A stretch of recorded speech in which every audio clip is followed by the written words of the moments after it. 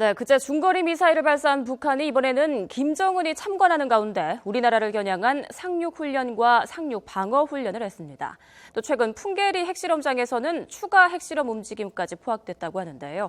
최근 국제사회의 강력한 제재 움직임에도 잇따른 도발을 감행하고 있는 북한, 어떤 속내일까요? 이인배 한반도 미래포럼 기획이사와 함께 자세한 이야기 나눠보겠습니다. 어서 오십시오. 네, 안녕하십니까. 네, 조금 전에 말씀드린 것처럼 북한이 우리나라를 겨냥한 상륙 방어 훈련을 했다고 하는데 김정은 위원장이 또 지휘를 했다고요. 네, 어떤 의미가 있을까요? 네, 김정은 제1위원장이 이 군 순애들 3명을 다 데리고 이제 그걸 참관을 했다라는 겁니다. 근데 우선 제가 볼 때는 그 갖는 의미는 첫 번째는 아마 불태전의 영웅 김정은을 아마 과시하고 싶어 할 것입니다. 네. 예전에 김정일 같은 경우에는 뭐 첩보도 나오고 언론에도 한번 나온 적이 있었는데요. 숙소를 돌아가면서 살았습니다. 그렇게 하듯이 사실은 신변에 위협을 느껴서 좀 돌아가면서 자기도 하고 그랬었거든요. 그러면서 좀 그런 나약한 모습을 보이기도 했었는데 김정은 같은 경우는 해볼 테면 해보라 하고 식으로 이렇게 해서 좀 그렇게 용맹무쌍한 모습을 지금 보이고 있는 것 같고요. 그러면서 내부에 일단 그 북한 주민들로 하여금 지지를 이끌어내려고 하는 게 첫 번째 같고요. 또 하나는 보면은 대남 심리전이 아닌가 하는 생각이 듭니다. 서울 대남 심리전으로서 뭐 서울을 장악하겠다, 뭐 남조선을 장악하겠다 그런 이야기하면서 지도까지 보여주고 그렇게 하고 하지 않습니까? 또 오늘 보니까 그래도 우리 민족글이라는 웹사이트에 보면 우리 국군 장병들은 쓸데없는 죽음을 당하지 말고 제살길을 찾아라 그런 심리전까지 벌이고 있습니다. 그런 것을 봤을 때 아마 이 대한민국 국민들을 향한 심리전 차원에서 대단히 대대적으로 이렇게 보여주고 있지 않느냐 하는 생각이 듭니다. 네, 그러니까 북한 주민들을 선동하고 대남을 향한 그 심리전이라는 의미가 있다라는 말씀해 주셨는데요. 또 5차 핵실험 준비를 마쳤다는 분석이 미 언론을 통해서 들어왔습니다. 네, 어떤 내용인가요? 네, 이미 벌써 이 풍계리 갱도에는 갱도 한 4개 정도가 있는데 돌아가면서 한번 하고 나면 다른 데 거기를 좀 메꾸고 다시금 정비 활동안에 다른 데를 하고 이렇게 돌아가면서 쓰고 있는 것 같습니다. 그 같은 경우는 그 자리를 다시 쓰는 건 아니고 그 옆이나 다른 곳을 다시금 파가지고 쓰고 그렇게 하고 있는데요. 아마 지금 이제 38 로스에 의하면 그 한 갱도, 북쪽 갱도를 좀 열심히 다시금 활발하게 진행하고 있다라는 것이죠. 제가 볼 때는 아마 풍계리에서 핵실험 뭐 할 수 있을 만큼의 지금 준비를 하고 있는 것 아닌가라는 생각이 듭니다. 네, 지금 뭐 국제사회의 압박 그리고 안보리 제재가 아주 강력하게 이루어지는 상황에서도 계속해서 또 핵실험 준비까지 포착이 되고 있는데요. 그렇다면 시기는 어느 정도로 예상을 하고 계십니까? 일단 뭐 거의 많은 전문가들이 예상하는 것은 이제 5월 당대회 전에 뭐 할 가능성이 높다라고 보고 있습니다. 그런데 제가 이 북한의 요 최근의 행동과 대해서 제가 한 가지 걱정되는 거 한 가지 짚어볼 것이 있는데요. 무엇이냐면은 과연 북한이 지금 왜 저럴까? 대단히 좀 돌발적이고 아주 지금 무모하게 이렇게 국제사회에 대한 대한민국뿐만 아니라 국제사회에 대해서 좀 도발을 좀 하고 있는 상황이거든요. 도대체 왜 그럴까를 가만히 이렇게 보게 되면 김정은 주위의 국제 정세를 제대로 읽어서 보고할 만한 사람이 별로 없지 않나는 생각을 저는 갖게 됩니다. 잘 아시다시피 미국의 정세를 잘 알고 있고 미국 통인 강석주나 김계관 같은 사람이 지금 몸이 아파서 제대로 지금 활동을 못 하고 있는 상황입니다. 중국 같은 경우도 중국 대사가 지금 지대룡 대사인데 그 사람이 사실은 유고나 체코 이쪽에 대사했던 사람이지 중국하고 그렇게 속넓게 대화할 만한 사람이 아닙니다. 아다시피 장석택 이후에 최용해 정도가 중국의 그 지도부와 좀 그 커넥션이 있는 사람인데 그 사람도 요즘 뭐 여러 가지 몸도 안 좋은 상황이기도 하고 뭐 지난번 혁명 교육도 받고 해서 제대로 하지 못하는 상황이고요. 외무상인 뭐 리수용 같은 사람도 제네바 스위스에서만 근무한 사람이에요.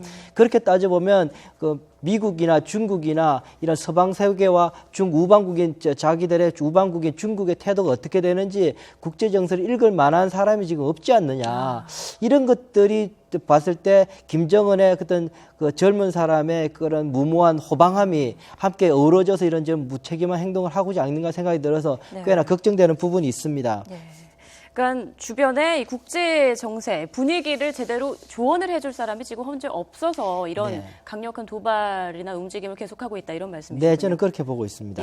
또 이 비슷한 상황에서 김정은이 또 새로운 대형 토목 사업을 지시했다고요?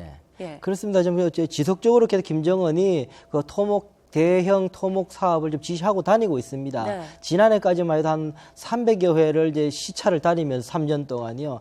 시차를 다니면서 그 지시를 하게 되거든요. 갈 때마다 시차를 할 때마다 여러 가지 1호 지시를 하게 되죠. 1호 지시를 하게 되면은 그 1호 지시이기 때문에 다른 모든 경제 계획 사업보다 우선해서 해야 되는 상황이 됩니다. 물자가 부족한 상황에서 1호 지시가 계속 그렇게 300 몇 개가 나오게 되면 다른 것 할 수가 없습니다. 네. 그렇게 되면 전반적으로 계획성 있게 그나마 그 적은 물자로라도 계획성 있게 뭔가를 하려고 했던 내각의 사업들은 다 망가질 수밖에 없는 상황이고 억지로 해나가는 상황이거든요. 그러다 보니 졸속공사가 이루어질 수밖에 없고 아마 저는 아마 내부적으로 이 북한 토목 공사를 맡고 있는 건설 간부들은 5월만 지나자, 오늘 5월까지만 지나자, 그럴 있을 가능성이 높습니다. 5월 지나고 나면 아마 대형 사고가 나든지 좀 그런 부실 공사의 여파가 나올 수도 있겠다는 생각, 걱정도 들기도 합니다. 네, 좀 여러 가지 걱정이 우려를 낳고 있는 그런 상황인데요.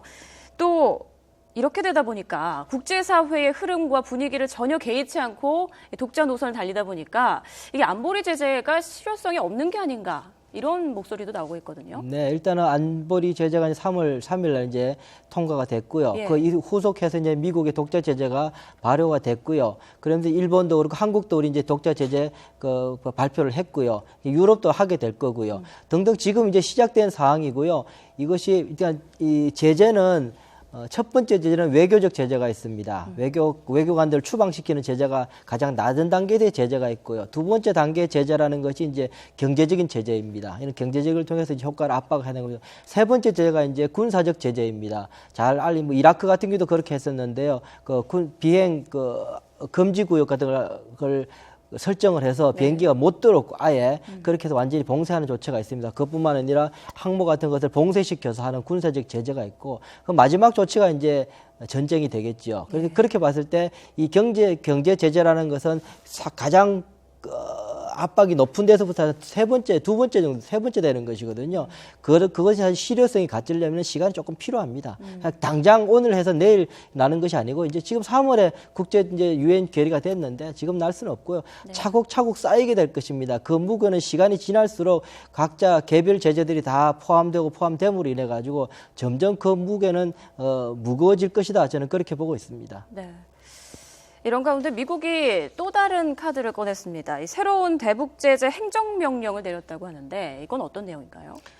일단 이렇습니다. 그러니까 미국이 2월에 상하 양원을 통해서 북한 제재 법안을 통과시켰습니다. 그리고 이제 미국 같은 경우는 이제 그 입법부와 행정부 간의 이 견제와 균형이 잘 돼 있는 나라이기 때문에 입법부에서 그렇게 행정부의 대통령에게 그렇게 여기에 대해서 행정부가 적극 필요한 조치를 하라라고 이제 그렇게 제기를 한 거죠. 거기에 대해서 행정부 수반인 오바마 대통령이 여기에 대해서 행정부에 대해서 이러한 조치에 대해서 적극적으로 조치를 취하라라고 다시금 행정명령을 내린 것이 이제 3월 16일 날 조치였거든요. 네. 그래서 우선 보면 거기서 보면은 또 주목되는 것이 있는데요. 하나는 보면은 유엔 제재는 포함되지 않았었던 것이 있었습니다. 네. 세컨더리 보이콧 같은 거는 유엔 제재 포함되지 않았었죠. 당연히 뭐 중국이 반대할 테니까 안 했을 것인데 오바마는 그것을 이번에 행정명령에 포함시켰습니다. 네. 또 하나는 뭐냐면은 이 미국의 제재 법안에는 명시되지 않았던 것이 있었는데 그것이 뭐냐면은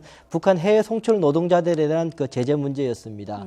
포괄적으로 인권 문제만 이야기했었는데요. 오바마 대통령은 이 해외 송출 노동자에 대한 제재까지 포함시켰습니다. 이 말은 무슨 말이냐면 오바마 대통령이 북한을 바라보는 시각, 단호한 의지를 보여줄 수 있다는 거죠.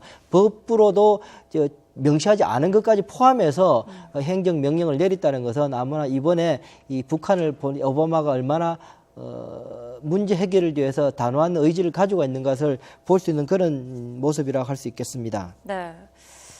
그 오바마의 강력한 의지에 따라서 이번에 미국의 새로운 대북제재 행정명령이 내려졌는데 이에 대해서 중국과 러시아는 또 강경한 반대 입장을 표명했다고요. 미국이 이렇게 또 이번에 북한 관련돼서 제재를 하고 예전에 제재 법안을 만들고 유엔 제재 레졸루션을 만들고 하게 될 때 보면은 미국이 그 외교력이 상당한 나라입니다. 사실 전 세계를 아우러서 하는 나라인데요. 한 15일 날 중국과 홍콩을 방문을 하게 됩니다. 그 아담 쯔빈이라는 그 테러 금융 담당 재무부 국장인데요. 이 사람이 직접 가가지고 설명을 합니다. 그래서 이 행정명령을 내리기 전에 이미 벌써 중국에 가서 이야기를 했습니다. 네. 이야기하고 나서 그걸 뭐 중국도 거기에 대해서 묵인한 상황이고요. 이제 정치적 제스처는 분명히 있을 수 있죠. 중국이든 러시아든 있을 수 있는데 제 생각에는 이미 벌써 내부적으로 내부적 조율이 끝난 상태에서 행정명령이 이루어졌다고 그렇게 봅니다. 그래서 그 수순에 따라서 중국과 러시아도 발맞출 가능성이 높다. 이번에 저는 그렇게 보고 있습니다. 네. 자, 또 조금 전 저희가 뉴스에서도 전해드렸는데 북한의 주요 외화벌이 수단이 아무래도 석탄 아니겠습니까? 네. 이 석탄을 수입해온 중국의 잉커황이 북한 선박 입항을 전면 금지했다고 하는데 네. 어떻게 해야 될까요? 보면 우선 통계를 보면 2014년에 보면 대중 수출이 북한의 대중 수출이 한 24억 불 정도 됩니다. 그 중에서 광물 수출이 13억 불 됩니다. 이 13억 불의 광물 수출의 10억 불이 석탄 수출입니다. 그러니까 전체 중국에 수출하는 양 중에 석탄 수출이 거의 한 35%, 40%를 차지한다고 볼 수 있는 겁니다. 그것이 이번에 좀 막혀 있다는 것인데요.